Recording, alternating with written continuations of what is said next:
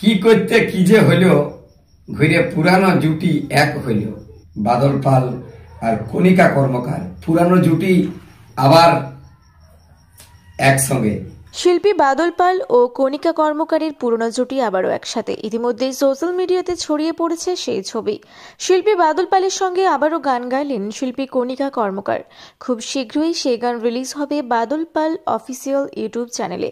একসময় মানভূম গানের জগতে অন্যতম সেরা জুটি ছিল বাদল পাল ও কণিকা কর্মকার।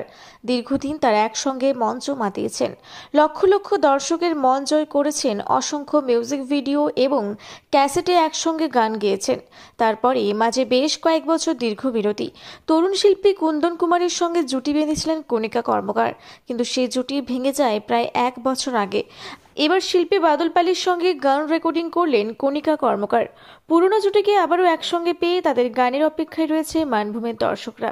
শিল্পী বাদল পাল জানান, কৈলাস রাজওয়ারের এর লেখা গানের রেকর্ডিং হয়েছে, পৌষ সংক্রান্তির আগেই সেই গানগুলি রিলিজ হবে।